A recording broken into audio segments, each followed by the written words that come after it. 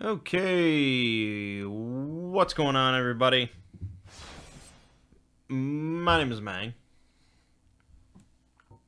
Welcome back to Hanging with Mangg. Um, Today we're playing some Dark Souls, but actually playing kind of a little different version of Dark Souls. For those that don't follow Lobos Jr., and I can imagine some of you do not. But there's this new mod for Dark Souls that basically randomizes all the items in the game. Well, most of the items in the game.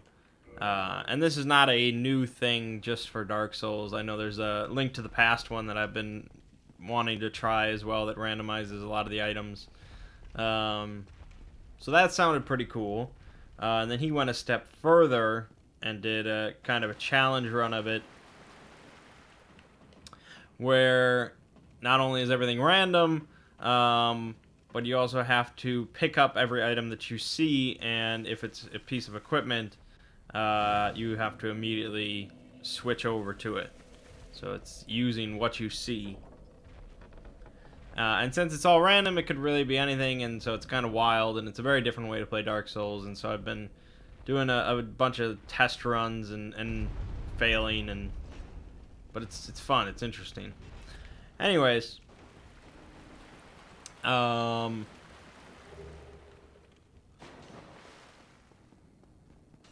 yeah, so on this channel this week, there's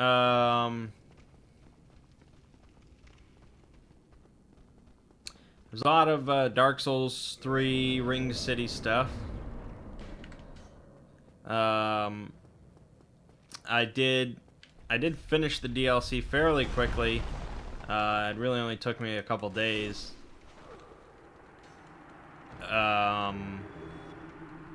So it wasn't a massive DLC, but I'll just let the videos kind of speak for themselves, I suppose.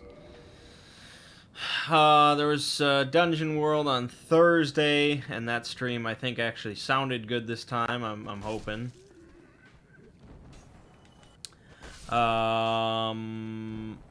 Twilight Princess. I had a massive Twilight Princess stream. It was close to 4 hours long. I wasn't planning on going for that long, but the concept of actually finishing the game that night kept me soldiering forward, and so we got it done, which is pretty great.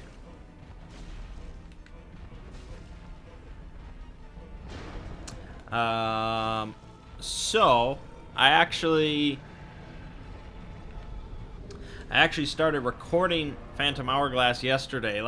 Pretty much most of yesterday, I didn't have much to do. I was just kind of sitting around. I was like, well, I can always start a new Zelda game. Because I'm usually, like, excited when I start a new Zelda game. It's like, oh, well, you know, the whole world's my oyster. You know, anything is possible with a new Zelda game. It could be really good.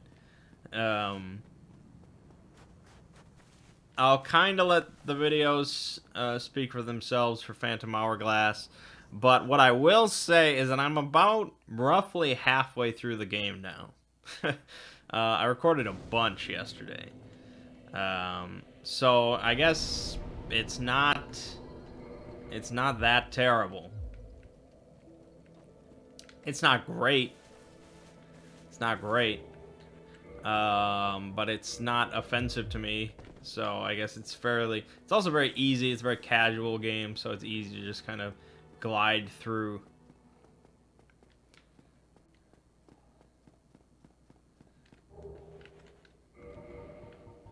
Okay, we're getting the shadow set.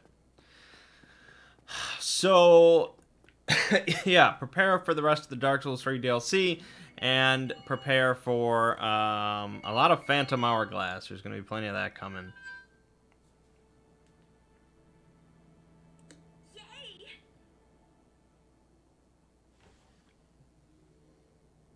Um,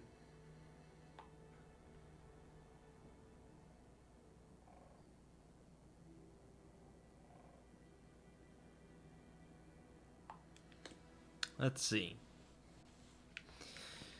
So, yeah, I'm glad though that Phantom Hourglass is, it's going very well. It's going very quickly.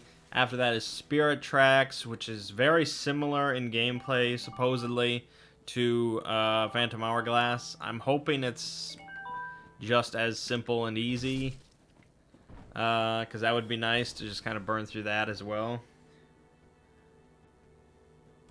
Um,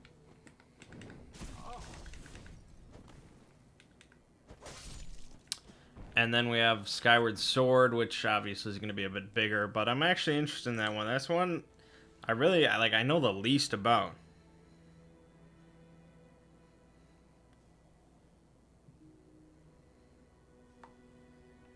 And then finally, Link Between Worlds, which I have actually played and beaten on my own when it came out, and that is actually a really solid game, so that will probably be pretty good. And now we have a notched whip to use, and I can't use it. So that's one of the difficulties with the run, is you're gonna pick up stuff that you can't use, or you pick up enough heavy armor that you can't really even run, stuff like that. He went a step further. He's got like special modifications that make it even more difficult. He has no Estus, blah blah blah, but we gotta work our way up. Get whipped. Get whipped. Get whipped. Okay. So yeah, that's pretty much it. There's probably... Oh, you know what? The thing coming out that probably my next actual LP, I would guess, is maybe Ukulele, if that gets decent reviews. That's not entirely like my kind of game, but if it gets good reviews, then it's probably worth it. If it doesn't, I'm not like so into it that I think it could offset bad reviews. Out of my way, rat. No, I need to... Shit.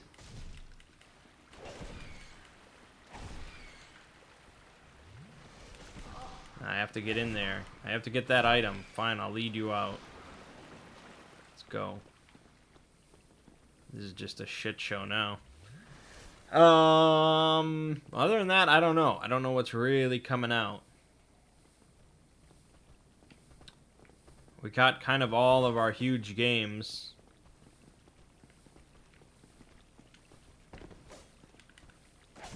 So maybe there's some littler, smaller stuff that I might start Let's Playing. We'll see. We will see.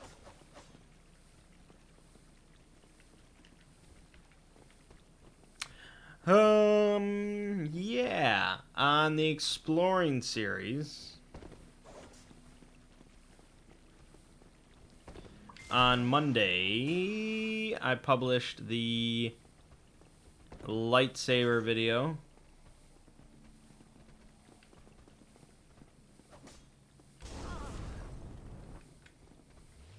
Which, you know, it is what it is. And then this week I worked on the Clone Wars video. Which, I think the name is a little deceptive. Really, it should be called, like... I don't know, the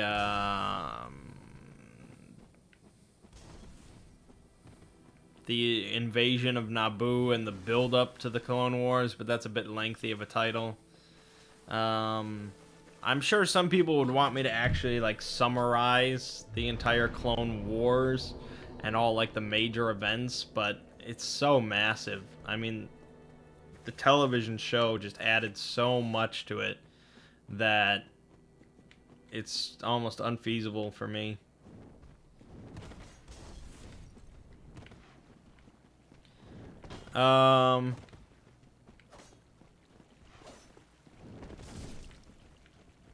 Ooh.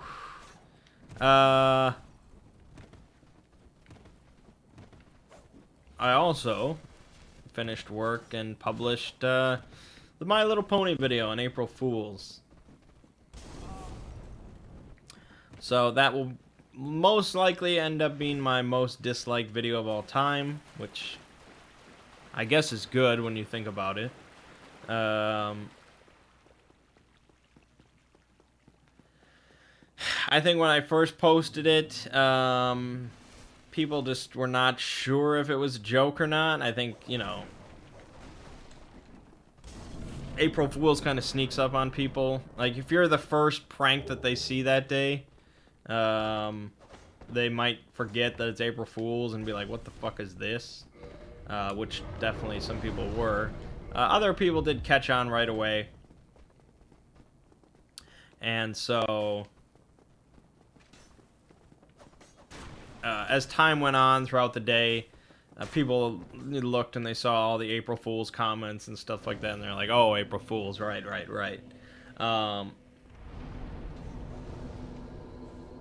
So, as time went on, it started to just get more likes, and it actually became a quite liked video, which is nice. I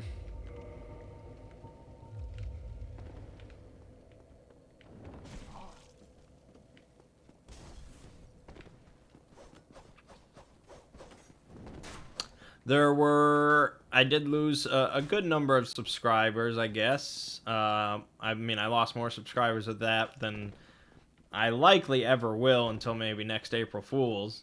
I would get, I mean, I don't know if I can probably find out, I don't know if I can find out the exact number. I would hazard a guess to say it's around 140, maybe 150. I probably won't know for sure, but I would guess it's around that number. And it's unfortunate, but like I was talking about earlier, subscribers don't really mean much. Those people were probably not like diehard fans that would watch everything I posted.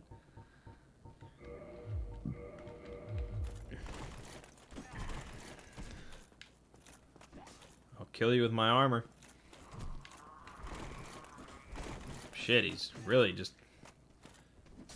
It's like queuing up actions. There, get dead. So it's not a big loss. Obviously, I didn't think it was gonna get like 20,000 views or anything like that. It's just a joke video. But, you know, it was a fun little joke. I think a bunch of people did enjoy it and like it, and I really did not have a bad time making it. It was kind of a challenge for me, really, to just be able to see if I could make a really serious lore video about something as ridiculous as My Little Pony. It helps that My Little Pony is very popular. If it was some kind of really obscure children's show and I had to do all the like direct research myself, that would have been a lot more difficult. But My Little Pony does have its own wiki site. You know, the canon is all there, the lore is all there, so not too bad. Really, it was just like doing any other video.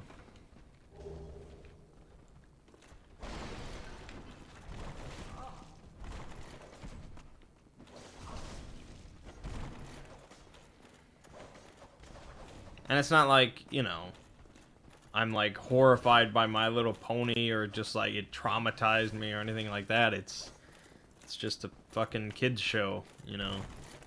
People love SpongeBob SquarePants. I don't really see the difference. I don't watch either, but I'm sure if I had to do a lore video on SpongeBob SquarePants, it would be the same thing.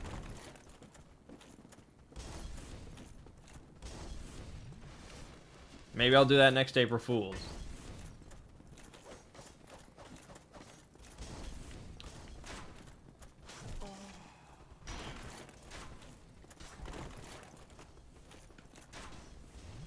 Exploring Bikini Bottom or something. Yeah. So overall, not not a raging success or anything like that, but not a horrifying disappointment. And who knows, maybe a month down the road, YouTube will recommend that video to a you know, on a major My Little Pony channel or something, and then I'll get this huge My Little Pony following, and I'll have to make a bunch more. It would have to be quite a number of people for me to do that.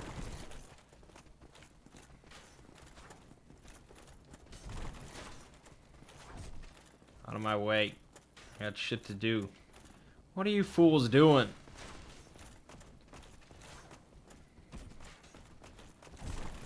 I probably should just head back to Firelink.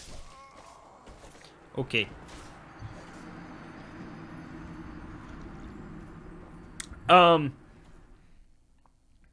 So yeah.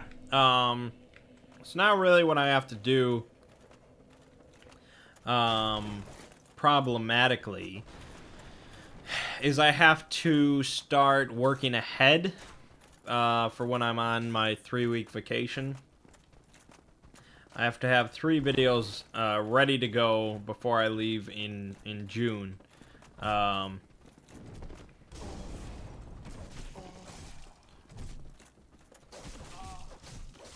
Jesus. So not only do I have to spend, you know, a good portion of free time working ahead on videos, I also have to kind of think about what videos that I want to have, that I want to do that, you know, months ahead of time. I think I've settled on, you know, it's still going to be Star Wars, of course, although I could do a history video, but it would be like doing, no, it would just, no, we'll just do Star Wars. So it'll be, I think, droids, various droids in the Star Wars universe, and kind of the history of droids, as well as Boba Fett. I think the Boba Fett video will be in that time period, because that'll probably be a little bit shorter. That's kind of what I wanted, just a little bit shorter videos. And the Hutts. I think the Hutts.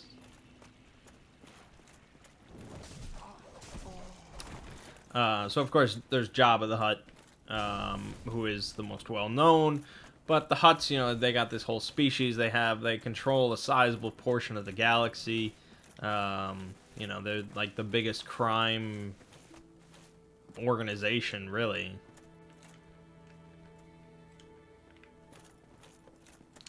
So yeah, that's probably what it'll be.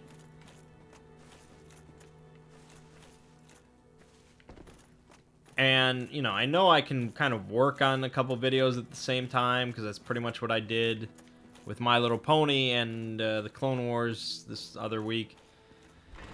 But, yeah, it's just, I mean, I get it. I don't have that much going on in life, so I might as well. I can't go 3 weeks without uploading a video, so it's got to get done. It's got to get done.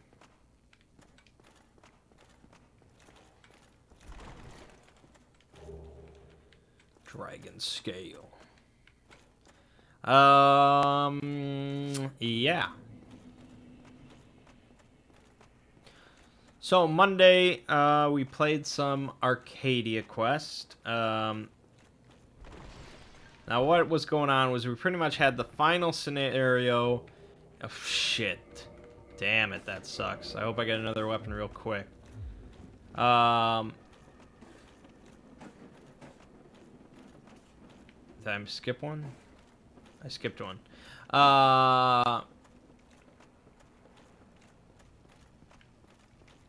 The final scenario in the Inferno campaign. And then, since, you know, I was part of the Kickstarter and all that, there was another box that was like a high-level scenario, 2 scenarios involving a poison dragon. And so I was like, okay, you know, we'll do the final one of the Inferno campaign, and then we'll take the same characters and stuff and go and do these extra poison dragon stuffs.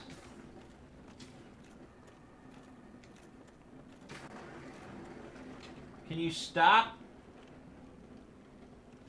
cat just loves his ball and he just spins it around and... Well, it's only hanging with Mangg, so it doesn't really matter. It's just a little obnoxious, but that's what cats are for. Anyways, so I figured we'd do the final one in the Inferno campaign, then go do the Poison Dragon stuff. However, yeah.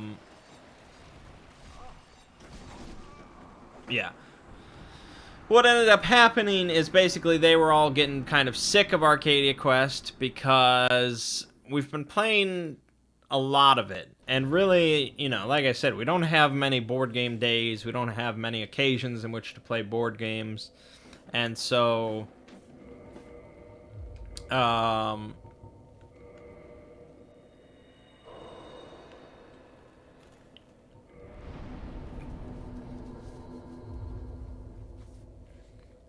that's a little excessive. So to play, you know, Arcadia Quest every week, and the three of us did that other campaign, so we've done 2 campaigns now. I would have kept going because obviously I paid for all this. You know, I wanna, you know, experience it all. I want to get my money's worth, because who knows when we'll ever come back to it. But you know, the mob spoke. They decided, so we finished the Inferno campaign, and now we're gonna move on to other stuff. Obviously, I'm gonna keep Arcadia Quest in mind. I think it is a great game. I want to get back to it.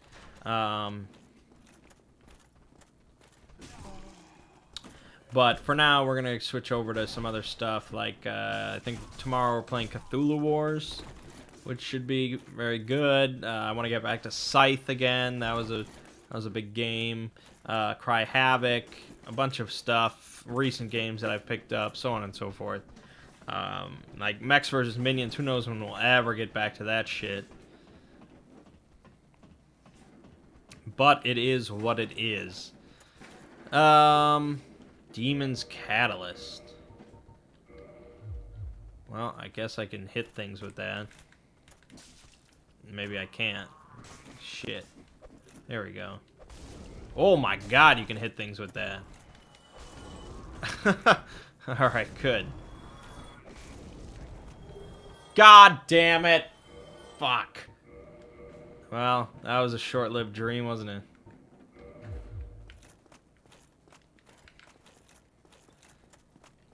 So I actually did not end up winning anything in this Arcadia Quest campaign. It was a total flop for me. So it's pretty much, you know, I paid for the game, but that's all I got. I got the bill. That's my reward. But yeah, it's a great game. What I think of Arcadia Quest, really, I think it's actually best if you play... I don't know, like micro campaigns, I guess. Like if you go for the full-length campaign, which is, you know, six sessions or, you know, 6 scenarios or whatever, that's massive. And not only are you likely to just get burned out, but you also have to deal with the same characters over 6 things.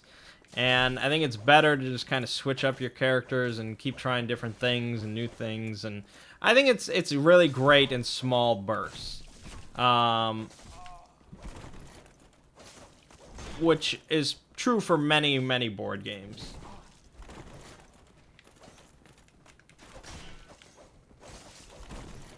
So yeah, I really like it. But I wouldn't probably do another massive campaign like that.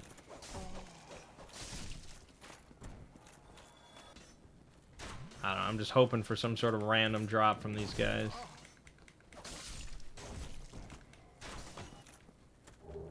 That's not the random drop I wanted.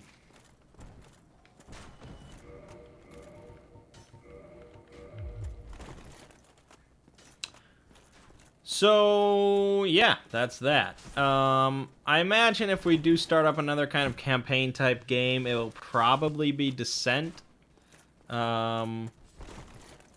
because that is a game that's been sitting around in my collection for a good while, and a few of us have played it and did enjoy our brief time with it, so we'll probably get back to that.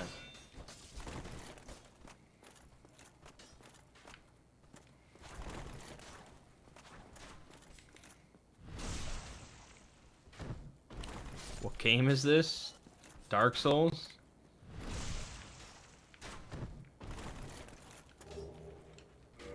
Oh, that's pretty good. I don't know if that's a random drop, but it's pretty good. I guess I should... Okay. I guess I should probably go take on Taurus Demon while I have a weapon. Yeah, so that's that.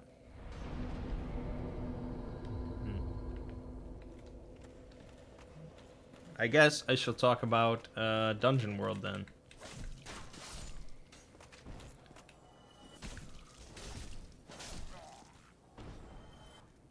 So, so Dungeon World, the session was good. But I don't think that it fully embodied what's great about Dungeon World. Obviously, I say this is kind of a Dungeon World neophyte. But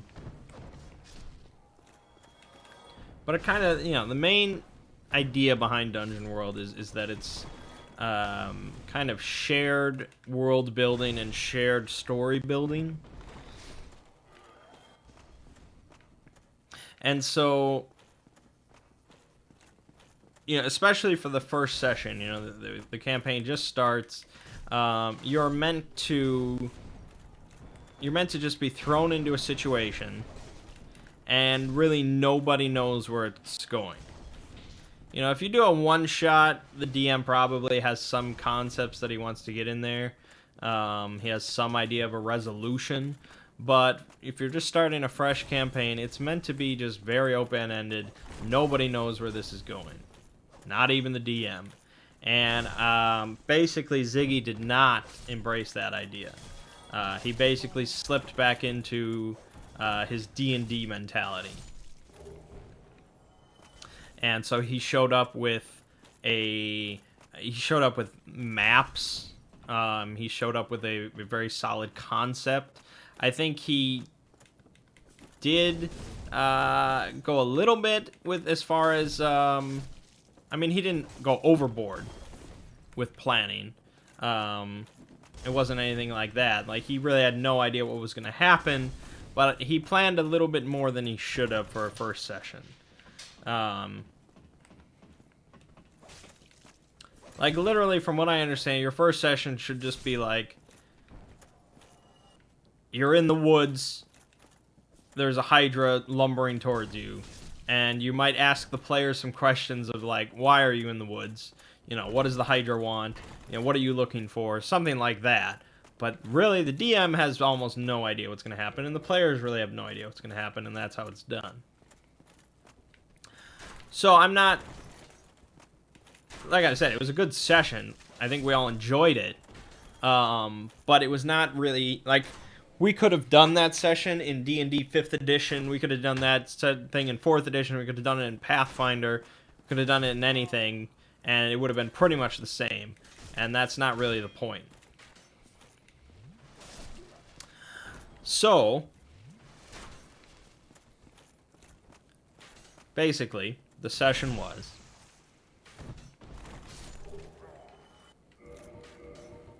We started up, and Ziggy handed us a piece of paper. And we were in this city.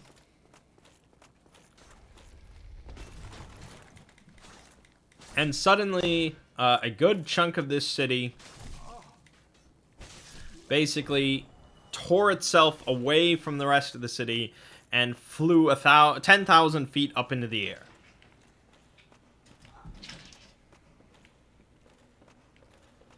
Um, and as a concept for starting a campaign, I do really like it. I think it is unique and it's cool, this floating city thing.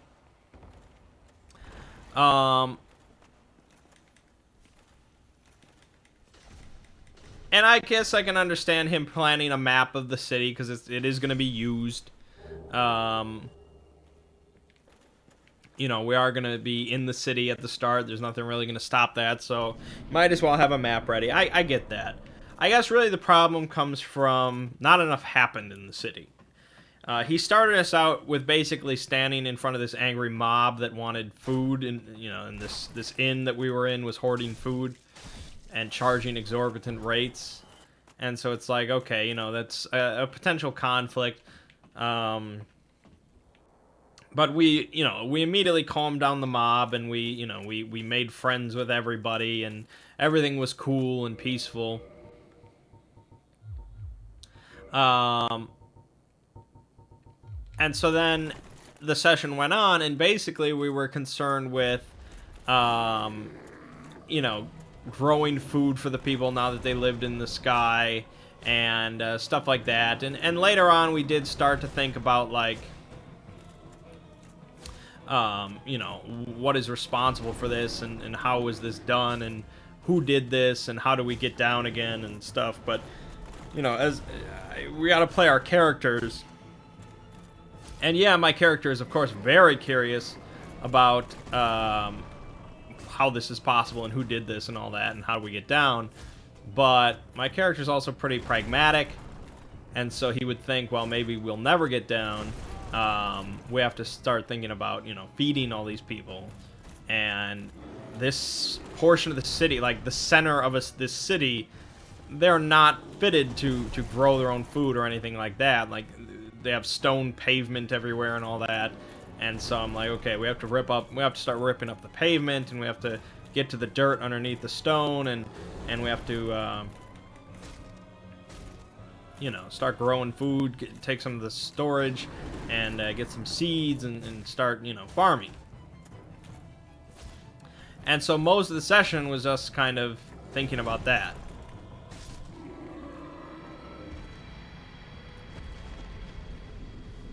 Which is all fine and dandy. Because I like stuff like that. It's kind of like Battlestar Galactica, It kind of really was like Battlestar Galactica, I guess, in a way. And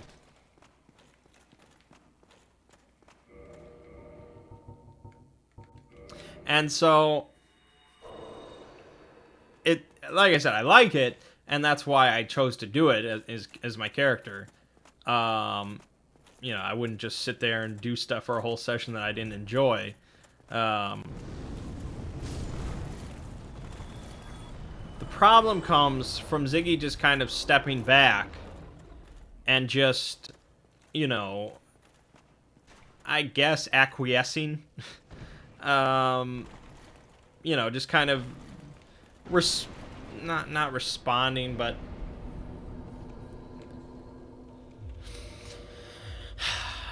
just following on whatever we were doing. He didn't introduce any concepts really himself that much. He had a mob, and he had the mob come back, and there were some, like, slight little wrinkles, but really nothing. Whereas in Dungeon World, the GM is basically supposed to be like, oh, well, everything's fine and dandy, well, here you go fuck yourself. And introduce this big problem. Basically, this is what needs to be happening. If you understand what I'm saying, like, something needs to be happening, constantly. There needs to be somewhat constant motion. There can be downtime, of course, after you come back from some crazy adventure or something. But the first session, I mean, for example, we had the whole first session. There was no combat. No combat. Not only that, the dice were only rolled, I would guess, 5-6 times, maybe. And that's about it. I didn't use any of my powers once. I think I only rolled dice once. Oh, I didn't equip those. I'm falling behind. I think I just picked up those. That's kind of what I'm saying. Like, he need to just introduce bad things. Just need to introduce problems. And yeah, he has this big problem of us being up in the sky and all that. But no, there needed to be a cult operating in the city. There needed to be monsters coming out of the sewers. You know, there needed to be lightning or something that was just striking the floating city or something like that. Or we were heading straight into a mountain. Or just needed to be something. And it's not all supposed to just be, well, oh, you can't solve this problem and you're dead and blah, blah, blah. I mean, it's just meant to keep things moving forward and moving forward and moving forward. And the players can move things forward, but we weren't really moving things forward. We were just handling this situation.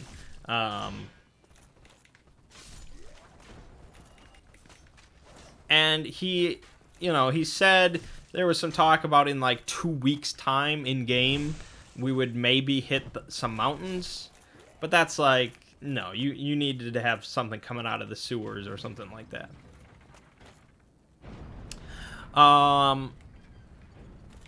And I'm not being like overly critical here. Like I said, it was a good session. I'm just trying to help him to learn Dungeon World, because we're all trying to learn Dungeon World.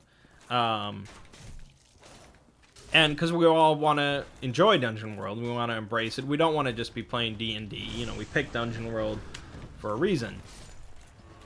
And so, as part of that, you kind of have to really embrace the system and embrace the chaos and the story building and stuff like that unfolds.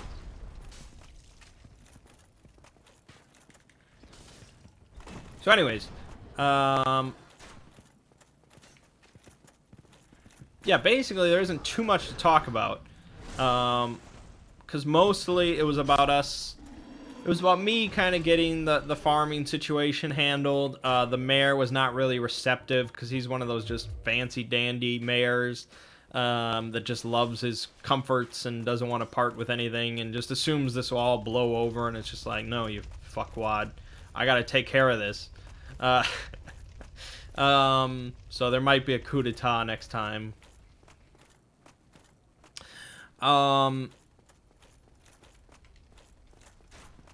Phil, oh, that's interesting. Can I use it? I can use it. It's garbage, I know that, but I can use it, which is good enough for right now.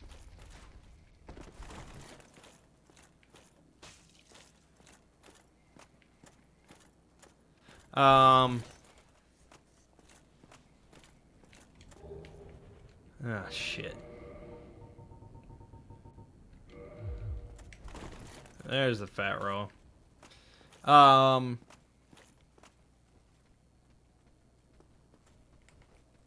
So Phil, for some reason, became very interested in this, like, blind guy that was staying at the inn. And he basically started looking after him. And I guess the blind guy turned out to be kind of retarded, because he, like, started eating the mayor's flowers right out of his garden or something. And so the guards were gonna just whoop his ass, but, Phil, like, gave up his rope as payment or something like that. And then he took him to the temple, and it was just, like, this big portion of time just spent with this blind retard, while I'm trying to actually save this city from itself, before they all die of starvation or start eating each other or something. Thomas, he was fairly helpful, I guess. He turned into a rhino to help break up some of the pavement so we could start planting stuff. He checked out the sewers, and that's when around when we got in touch with the kind of the intellectuals of the city who were investigating the problem. And they wanted to get, like, a view of the bottom of the floating city to see if there was any clues there. So Thomas turned into a bird and swooped down there. And basically we found out that at the bottom, in the middle of the city at the bottom, there was like this vent, and it was like venting really hot gases, and they kind of like addled Thomas's character's brain. So they're not just like, it's not just oxygen or anything. There must be some sort of chemical substance involved in it. And so now we kind of want to try and figure out how we can actually get into there. We don't want to just, you know, start digging through or anything like that, but we also can't all swoop down to get to the bottom. And even if we could get to the bottom that way, it's just too hot for us to enter through the vent. So I'm not sure exactly what we're going to do. I'm sure I'll think of something.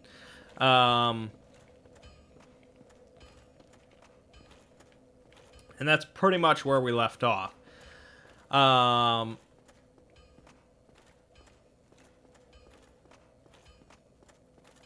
So Ziggy basically thought, apparently, he thought that we were all going to, like, immediately leave the floating city somehow. Obviously, it's not his job to think of how we would leave the city, but he thought we would leave the city. And obviously, Thomas could just turn into a bird and get out of there, and he's done. I could maybe get out of there by doing some very risky stuff with portals, or possibly flying on Thomas's back if he turns into a big enough bird, because I'm just a kid. But Phil would be really screwed. As just a paladin, he would be really screwed. And I would not be sure how he would get down. See, that's why I don't like to play boring classes like that.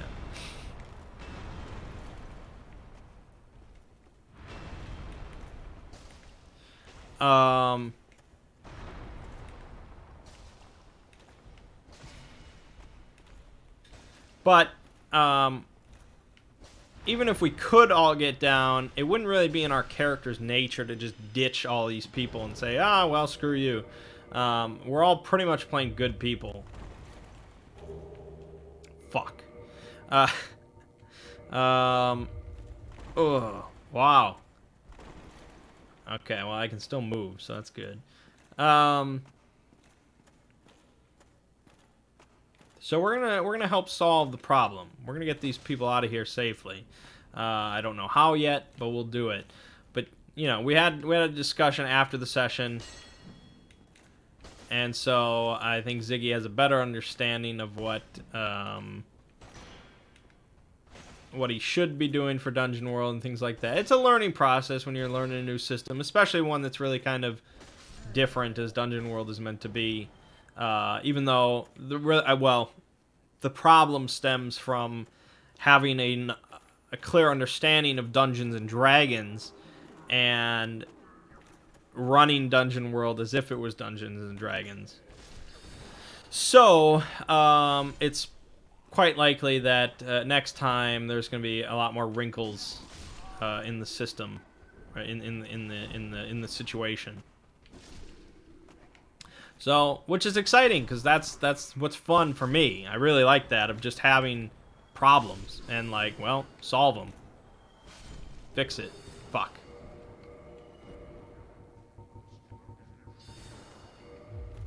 That's what really entices me about the whole thing.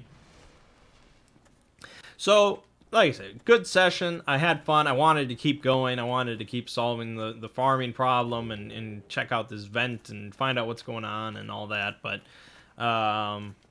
yeah, I think we can make it even better. Fuck.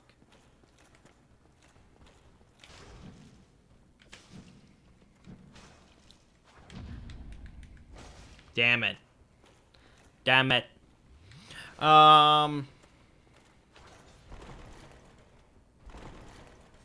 Yeah, so that's that.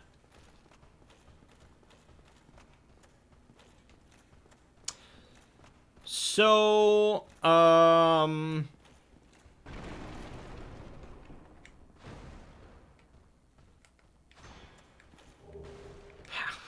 you suck. Anyways, I saw Power Rangers this week. Oh, I can still move. So Power Rangers, when I was a little kid, obviously, of course, since I was a human being, I watched the first season, couple seasons of Power Rangers. You know, I know about Ivan Ooze and all that good stuff, so I'm clear on that. Um,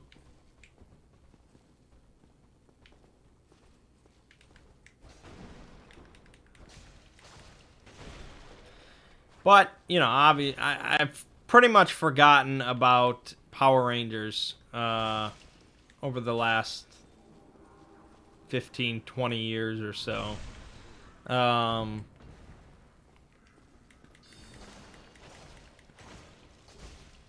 and I haven't watched any kind of the newer Power Rangers or anything like that. And it's just like, well, they're making a movie of Power Rangers. Well, of course I'll see it. Because I do know about the Power Rangers. I even did a Let's Play of the movie, the game on Super Nintendo. So, you know, I like Power Rangers, I guess. And to kind of prepare myself for the movie, I decided to go back and watch, uh, a couple of the first episodes of the whole show. Yeah, it doesn't exactly hold up. I'll be honest. I know James Rolfe just did his whole thing about Power Rangers where he watched the series for the first time, um, and he talked about it and he loved it. Um, but he's into all that kind of stuff. You know, he's into the whole kind of kaiju stuff and giant robots, very old school, just people in costumes fighting each other and things like that. He's into a lot of old school kind of stuff like that. Not that I'm not into kaiju stuff, because you know you should give me Pacific Rim or something. I'm gonna enjoy it, but old school stuff like that, it's just. And then you have this whole kind of teenage thing going on, and it's very corny and well, lame. And yeah, I watched a couple episodes and I was like, well, that's probably good. I got what I need to know for the movie.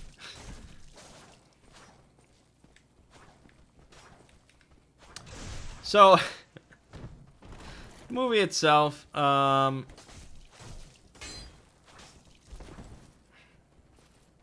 it's very different than the show, of course. They definitely wanted to go a bit more serious with things, a bit more grim, and so basically, tonally, the movie is kind of odd. Because you have this very sort of serious um, teenage drama kind of stuff, and they're dealing with like sexting and stuff like that, and um, sort of exploring sexuality and one guy is like taking care of his sick and dying mother, and you know concepts like this. Billy, for some reason, is now autistic, which I'm not sure. That seems like you're just trying to throw everything into the pot, but okay.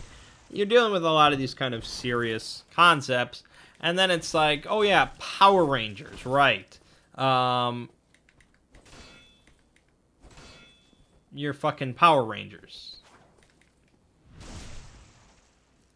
There's that's it. You're Power Rangers. Um, and so you know most kind of especially the DC comic book movies, they have this weird kind of tonal thing about them, where it's like you know the Batman movies, Dark Knight, it's very serious.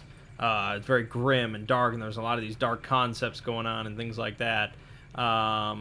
But then, you know, it's a guy in a fucking bat suit, you know, and it's just like, oh yeah, I remember.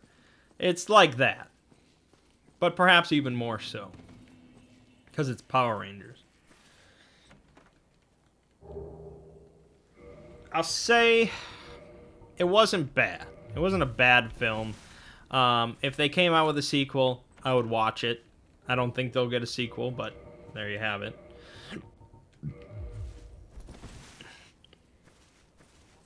Um, it's kind of like, I guess I wish that it was...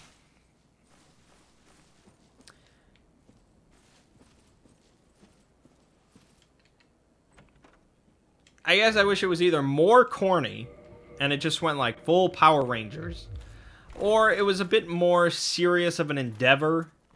And I know you'll never make it that serious because it's Power Rangers. I get it. But, you know, make it more serious on sort of like an action film level, where it's like, this is a real action movie. You know, we're going to show you some real action, and it's going to be intense. There's going to be a lot of intense action and things like that. I would not say that in that film there was a lot of intense action. Okay. So there was just not a lot of action. Most of that film is teenage drama. And I brought that up after the film, like, you know, why did the main point have to be teenage drama? And my friends were all like, well, you know, it's Power Rangers. It's teenage drama. And it's like, but still, but why? Let me sum it up. Let me sum up my whole complaint with the entire thing. There was a single combat scene, a single fight scene when the Power Rangers were in their suits. One. Just one. And it took about, I don't know, it took like an hour and a half to get to that point. Like, it was right towards the end of the film. And they get into one fight scene, finally in their suits. And then they immediately get in their Zords. And they do some Zord stuff. And then they get into the Megazord. They do some Megazord stuff. And then the movie's over. So most of the film is either, you know, teenage drama between all the different Power Rangers and, you know, their families and blah, blah, blah, and their lives. Or them struggling with the inability to morph into the proper Power Rangers because they don't have enough friendship power or something like that. And so there is some kind of training montages when they're outside of their suits and they're just kind of doing vague martial arts stuff, I guess. But that's not what I want to see. I want to see the Power Rangers kicking ass, taking names. They're all in their suits. They're badass. They're doing all this acrobatic, flashy shit. They're kicking ass and taking names. That's what I want to see. And there was not a lot of that. Now, you know, they want to have like 6 more movies, right? They want to have this huge arc. They want to make it like this cinematic universe of the Power Rangers. The problem is, personally, I mean, my friends did not believe me at all, but, you know, I've talked about plenty of movies in my day. I've looked at plenty of numbers and all that. I do not think the Power Rangers are going to make enough money in order to fund a sequel, especially coming off the tails of really not stellar review scores. You know, if Power Rangers made as much money as it's making, but it had like a 90% rating, I don't know what kind of bizarre universe that would be, then maybe they might bankroll a sequel and hope that, you know, word of mouth and all that will kind of carry through. But the sequel will not outperform the original, and the original is not performing that well. That's personally what I see. So, in the end, we have basically a solitary film, which is largely based around teenage drama, and is basically operating as an origin story, but we're never going to get any sort of continuation of that. I think in 20 years or so, they'll probably reboot Power Rangers again. We'll probably get another origin story, and so on and so forth.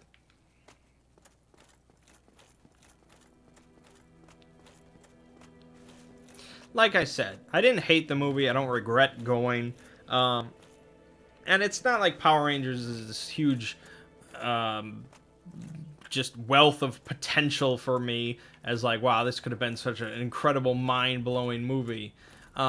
I was going in, and I think a lot of people were probably going in expecting kind of just sort of popcorn fun, right? It's Power Rangers. I don't know why I have to keep repeating this, but it is. Um, it's Power Rangers. I wanted you to introduce the characters, maybe paint them as kind of misfits or outcasts or what have you. Bring them together. They meet Zordon. They're all kind of very confused. Maybe a bit of a training montage. They morph. They do a fight scene. They have some more drama. They do another fight scene. Maybe a bit more of like, okay, we got to stop this drama. We gotta take names now. They do one huge fight scene. They get the Zords. They get the Megazord. All that kind of good stuff. That's what I wanted. Wrap it up. Ship it out. Done. But they decided, let's have an hour and a half of teenage drama, and then, oh yeah, I guess we have to have a fight scene. That's kind of what it was like. Really the funny thing, the one thing that I want to talk about, the one thing that I want to spoil, it's a spoiler for a Power Rangers movie, so whatever. So basically, the start of the movie, all the Power Rangers are basically in detention. It's kind of like the Breakfast Club, really. And so, throughout the film, they're kind of discussing, each character's kind of discussing their problems, and they become more and more open about their issues and stuff like that. And really the one that really doesn't want to say anything about herself and her issues and stuff is Kimberly, the Pink Ranger. Now, in the original show, as far as I remember, Kimberly was basically the perfect human being, and everybody wanted to be with Kimberly and blah, blah, blah. That might not be true, I don't know. That's my memory. So, in the movie, she's very closed about it. Everybody else is, like, sharing their personal feelings around a campfire, and she's just like, no, skip me, I don't want to talk. It's like, wow, what a bitch. We're trying to work together here. So she basically breaks into Jason's home one night. And she decides she's going to tell him all about, her shit. And why she was in detention and all that and blah, blah, blah. So, they mention this a couple times throughout the movie. That basically, I guess she punched some guy in the face and, like, knocked his teeth out or something like that. And that's why she was in detention. But the real story, that somehow, I guess, I don't know, if this girl went to my high school, everybody would already know this. This would not be a secret. But apparently her female friend, sent her, that seemed to be the implication. I don't know why girls do this, but okay. Sent her, like, a naked photo of herself. I don't know. My friends have never sent me any naked photos of themselves, but maybe I don't have very good friends. So, she gets this naked photo of her friend, and she decides to forward it to this guy. And then she says that they brought in the girl, the naked girl, the sexting girl. They brought in her father to the principal's office, and she's like, I had to sit there and show him the picture. And I just started laughing in the theater, because I was the only one that apparently really processed this. Nobody else thought much of it, I guess. But I'm just gonna explain it to you. So this guy is called into the principal's office of his daughter's school. And, he doesn't know what's going on, right? So he sits down, and there's the principal, and there's this other girl that he doesn't know. And the principal's like, okay, sir, a naked photo of your daughter was sent to another student at this school. And the guy must have been like, wow, that's horrible. That's shocking. I can't believe that. And the principal's like, yes, I know, it's terrible. But, just in case you don't believe us, this girl is going to show you the picture of your naked daughter. And the guy's like, that's really not necessary. I don't need to see that. It's my daughter. Like, shut up. Show him the picture. Show him the picture! And so she was forced to show this guy a picture of his naked daughter. And I just, I just couldn't. I just started laughing. It just seems so ridiculous to me. Why would they? Why wouldn't he just be like, "Wow, okay, I believe you." Why would you make up that kind of? I don't need to see the. Why does he need to see the picture? Unless the guy asked to see the picture, but that's just way more pervy. So I don't know. I don't know. But I just couldn't believe that that's like the situation that they came up with. Unless maybe that's how it's done. Maybe that's protocol for when a girl's naked photo gets sent around. Your father has to see it, and you have to live with that shame of your father seeing it. Maybe that's like some old school kind of punishment. I don't know, but it really cracked me up. Really cracked me up. So overall, I mean, if you're a big fan of the Power Rangers, you've probably already seen it. If you were hoping for kind of just popcorn fun action, probably skip it. If you don't have a strong stomach for teenage drama, I doubt you'll like it. I mean, there is some kind of that corniness in there. There is still some Power Rangers to it, but I would really only think it's for, like, fans of the original show and stuff like that. Alrighty. I guess that about wraps it up then. You've gone mad, have you? I'll teach you, you lousy rat. Yulia! Yulia! So check out Clone Wars video tomorrow on the Exploring series. I'm going to wrap up Dark Souls 3 DLC this week. Start up Phantom Hourglass. So on and so forth. Maybe there'll be an extra stream in there of something that I decide to do. I might start up Electric Boogaloo for Dark Souls 3, doing a Miracles Only run. Maybe that'll be fun. I thought about doing a stream of Breath of the Wild permadeath run, where if I die, I stop. Maybe that'll be interesting. I've got some ideas cooking. We're not short on content right now.